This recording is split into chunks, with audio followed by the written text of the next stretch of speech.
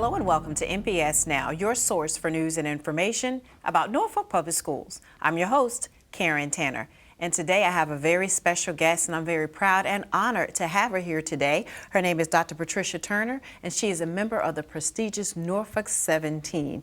Welcome to NPS Now. Thank you. I am excited to have you here. You have such rich history and information to share. So I want to start with you first by asking you, where did you go to school before you went to Norview Junior High School? Well, I attended Titustown for first and second grade, and then Oakwood from third through sixth.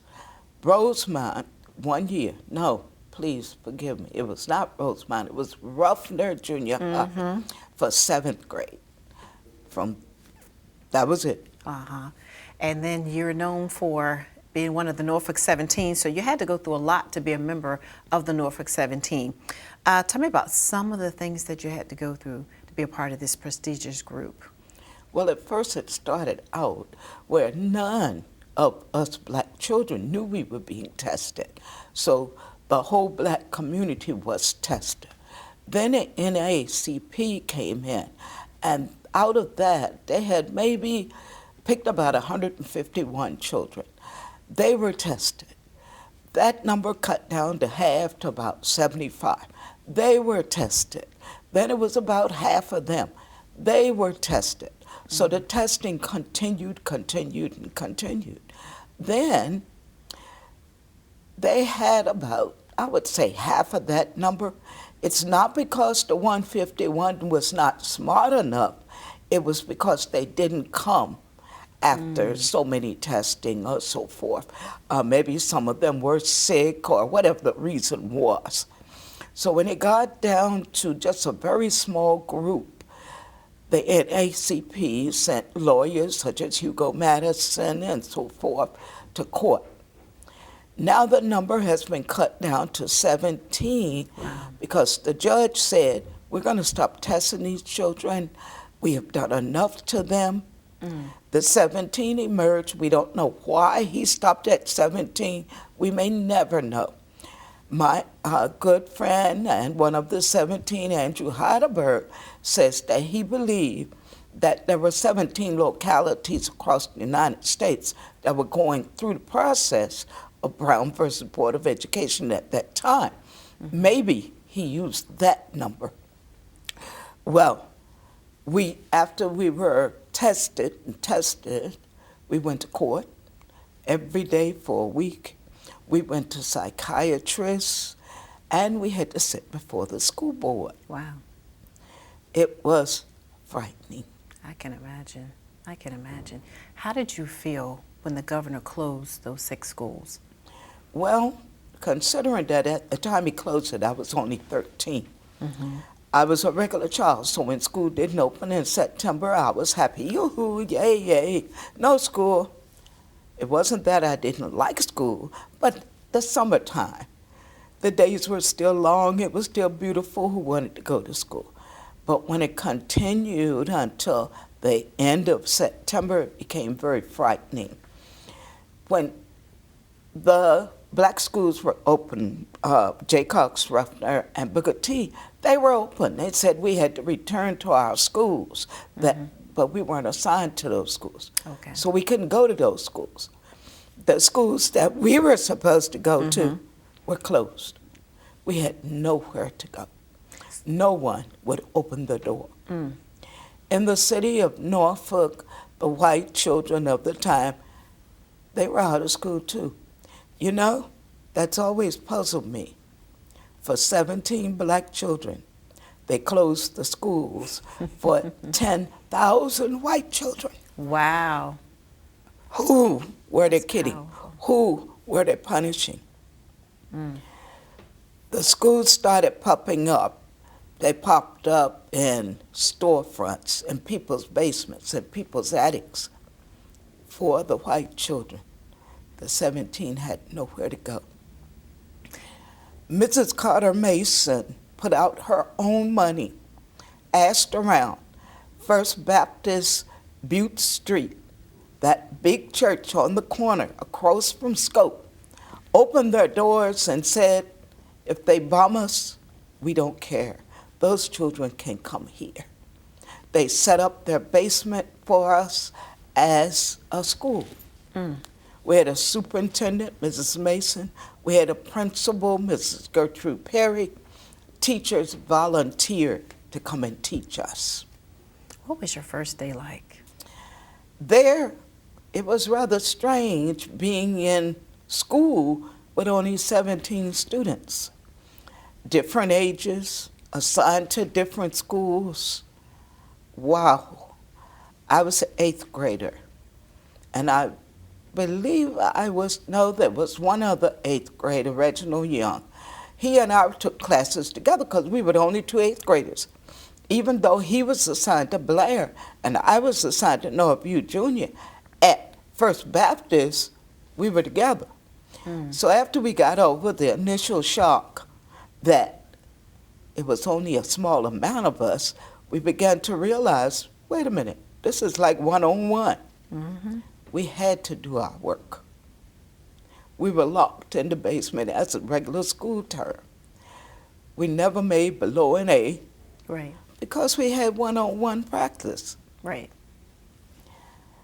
It felt really strange but good. We even had a Christmas play. I was the angel. Of course. But if anyone knows me, they know that I was such a precious child then. Now, I'm a little on the mean side. No. Well, tell me about, what was your time like overall with Norfolk Schools and your other experiences matriculating through the school system? Coming back as an adult to teach, well, I had been a nurse for 20 years. Coming back to teach was really strange. I was a pediatric nurse. I worked in Dr. Johnson's office, and we saw babies. Now I'm teaching, and those babies are my students. But of course, I didn't recognize them because I only knew the parents. I mean, a baby is a baby, and big kids are totally different. Right. It was a marvelous experience. It was so great. I even wrote a book about my experiences. It's called Today I Met a Rainbow. Oh. Because when I was teaching, on the good days, they looked like a beautiful rainbow in my class. Wow. And then on the stormy days, I just look forward to the rainbow. Well, tell me, why did you choose to come back here to Norfolk to teach? This is my home. No matter what went on here, no matter how I was treated, no matter who cared, this is my home. It's your home. So when I graduated from Norview High School in '63, I went away and went to college, and I came home. There's no place like home, as Dorothy said. Yes. And given the choice, would you go through it all again if you had to? For the children of today, yes. You can spit in my face. You can knock me down the stairs. You can hit me with whatever you have. For the children of today, yes. Wow. What a powerful story. And I'm glad we brought you on the show to talk about it. And for those who don't know about the Norfolk 17, I'm glad they had a chance to meet you and learn about you and your experiences and the history here at Norfolk. So thank you for joining us on today. And thank you for having me. It's a pleasure. Thank you. And we want you to stay tuned for more NPS Now.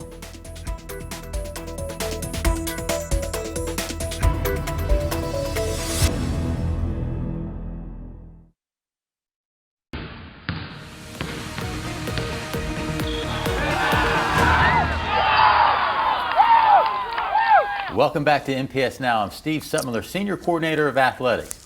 Today in the studio we have somebody special here, Mr. Charles Hatcher, a graduate of Norview High School. Welcome. Yeah. All right. Happy to be here. We're glad you're here. So we want to talk a little bit about you, and then going back to your Norfolk years, and then to the point where we are now with Charles Hatcher. Okay. So. Let's talk about growing up in Norfolk. Segregation was around that time. and just how important sports played a role in your development moving forward. Well, you know, in those years coming up, we lived in a place called Liberty Park, Liberty Park area in Norfolk, in the central area, not far from the Booker T. Washington, Ruffner High School, the contingent, of course, during that time. You know, you only had one, well, everybody knows the history of Booker T, the major catalyst for high school basketball for African Americans in those years. And I came up through the ranks of the recreational department, playing ball, and both football was across the board. But my brother played for Booker T, and that kind of persuaded me to start looking at basketball a little more, because that was during the old heydays where all the great champions and guys came out of Booker T. Washington.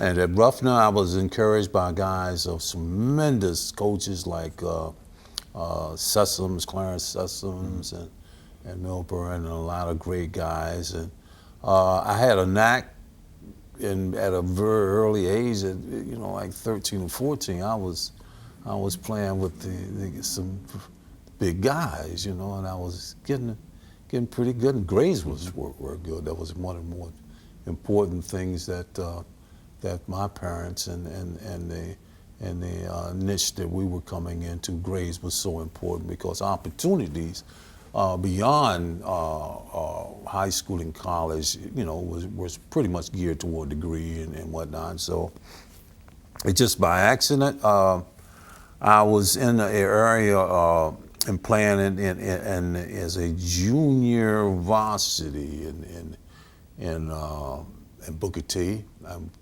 made the team, and we got involved in a recreational thing, and I was recommended by attorney named Austin, and he said that you've been chosen to do something that's very unique in helping the civil rights and integration. You know, at that time, you know, I just want to play ball, you know, and get put the high school situations. And he said that I want you to talk to a gentleman named Reverend Lowry out of Atlanta, and Ralph Abernathy with Dr. King. And we spoke with him, and, you know, they said there was a guy, we want to really put a crust of some things in there. And a friend of mine named Andy Heidelberg was there. Andy's about a year older than me. He said, Andy's going to play football, and we want someone to integrate a major Southern high school in the South for basketball. And it was a guy named White that played baseball, and Clinton Woody played tennis, you know, so it was getting, you know, the guys in the sequence of the sports. And I said, we want you to, you know, check this thing out. And I did, and took the test. You know, you had to take tests. But Andy was the guy Andy Heidelberg, God bless his soul. He was, listen, man, you know, this is something that's historical, you know. And then when I finally got a chance to talk to Reverend King, you know, he said, you really have been chosen to do this, huh? So at that time, you're at Booker T. You got to make a tough decision. Yeah, man, I want to be a part of the Dr. greatness of Booker T. So, You know. So you go to Norview High School, and then obviously talking to Andrew Heidelberg. Yeah, it was rough. So talk about a little bit. How was it at Norview High School? It was still very tedious, very, very on the borderline. Of course, even with that half a semester in with Andy and a few others that were there, you know, they still had the effigies and police taking you to the classes and escorting you to the bathroom, escorting you to go eat, and escorting you out to class, getting you on. Yeah, it was interesting. It was very interesting and very challenging. But you know, I hung in there because I could see then a purpose in this, and you know, it was bigger than me, and I started feeling the responsibility of the integration movement and the things that were coming off of it, and being the first. And of course, when Andy all of us were in high school late because everybody was only played a year. So, everybody was transitioning very quickly. And I was the first one. And then and looking around the state and, and it was very challenging. Another athlete came doing the same team I did was a brother named Herman Baldwin. He wound up going to Maury. And after we went on, and I mean, it was rough. I mean, this. So during this rough time, talk about how being on that basketball team, fitting in with new teammates. How did that make the transition a little bit better during basketball time? Coach Brown, oh man, he was like a surrogate father to a great degree. He's a tremendous man, and made an impact not just on my life, on the integration moment, because his patience with me and his lovely wife, Ms. Brown, guided me into a point that I could feel like I was being supportive. And then the guys that I was playing, God bless a old guy named Richard Boyce, has passed now.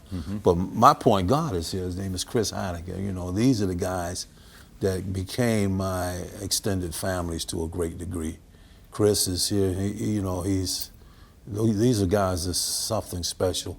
He used to say, I used to shoot quite a bit. So you're talking about special. I mean, that senior year, you guys had something special. So talk a little bit about that senior year. State, got to the state. We were ranked nationally, actually, and we had a real good team with Chris and the young man Cyril Belk and Walter Collins and Pat Berry. Boy,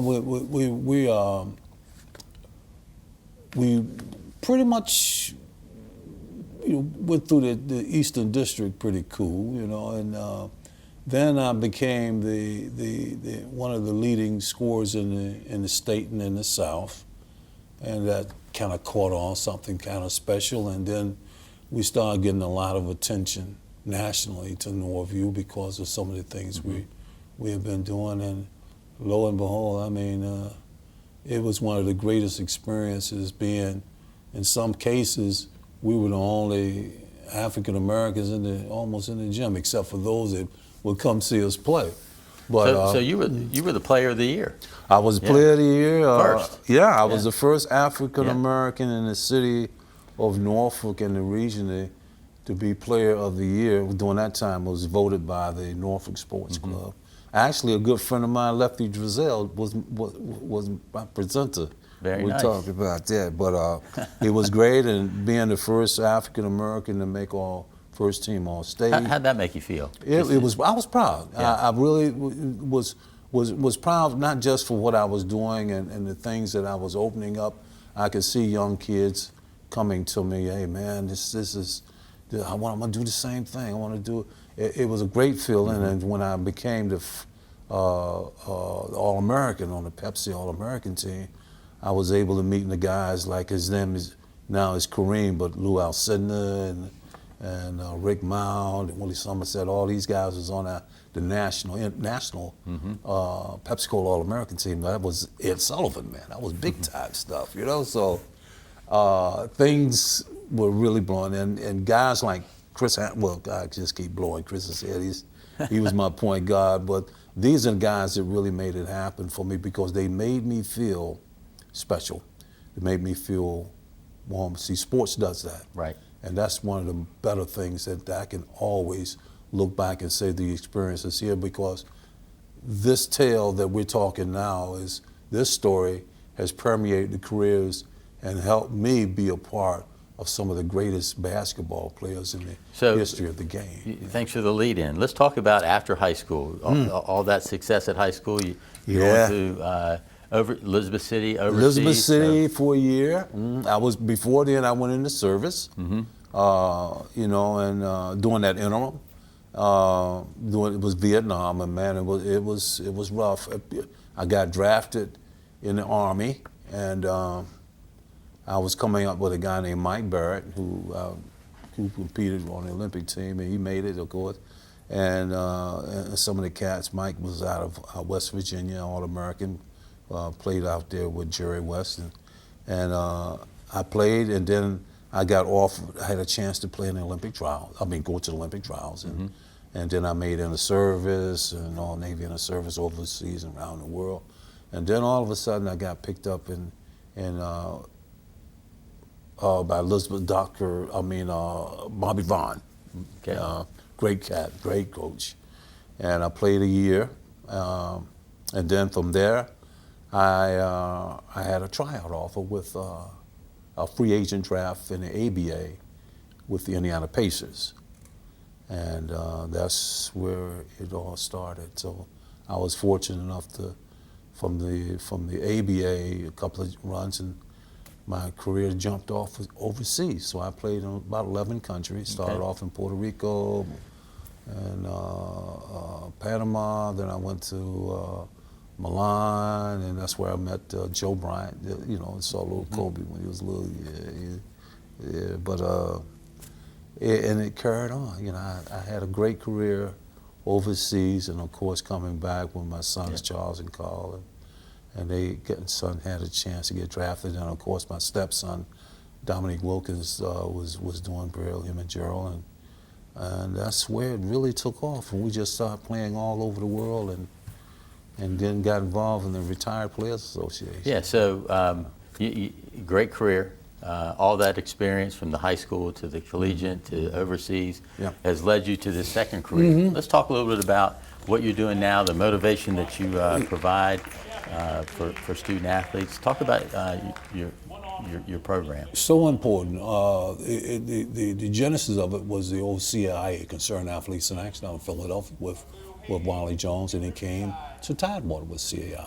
And the genesis of it came out of that, and the seed was laid in because this was really the grandfather of clinician activity for the retired players all over the country.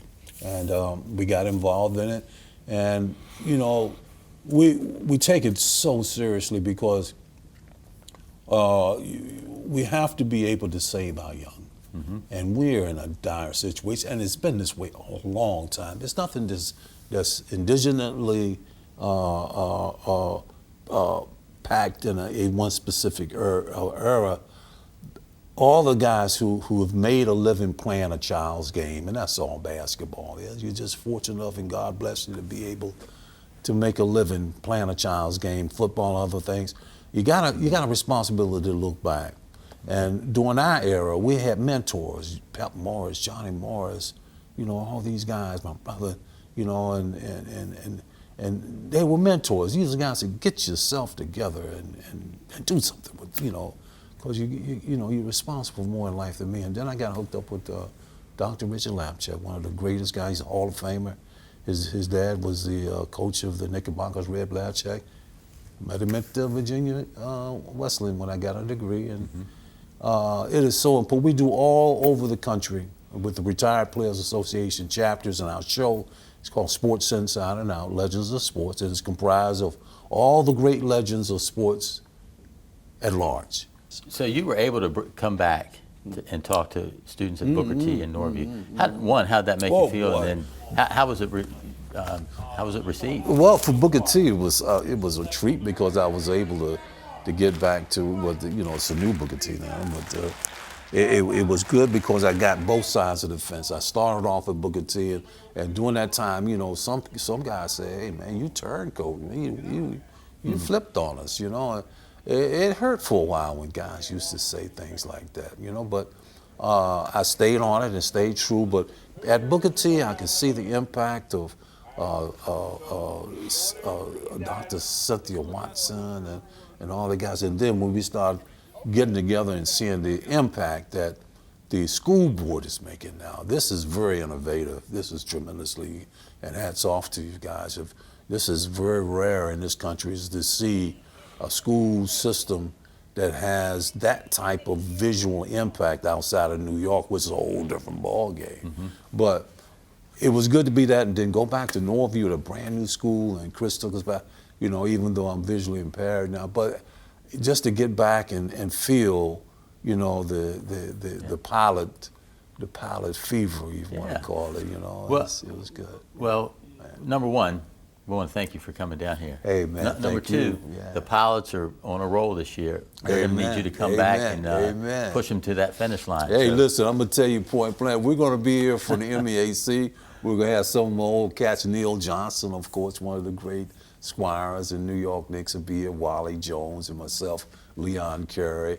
We're going to be in impact of, hopefully we get my point guard, Chris. But we got a special treat because we're going to be bringing some of the guys back this year as well. Julius is coming back. Walter Davis. I might have my son Dominique Wilkins come in. Charlie said, we're going to do something for Al Bianchi, but we're also going to do something that's impactful for our fan constituency and the youth sometime in late April after Pharrell does his thing or early May. Well, look forward to it. We definitely will look forward to that. Oh, And we no appreciate question, all the man. support you've been giving everybody. And listen, you just call anytime you need us or Okay. some of the guys, you know, to come in to do something special for us, just call. All right. Just call. Thank you. Y'all drafted on the first round. How about that? Gotcha. Thank you. All right. All right. God More bless you. NPS Now after this.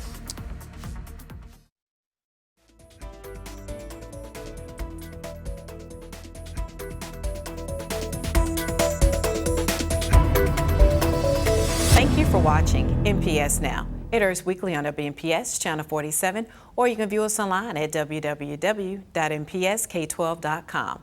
If you have any great story ideas or events happening at your school, please be sure to email us at npsnews@npsk12.com. Again, we want to thank you for watching NPS Now.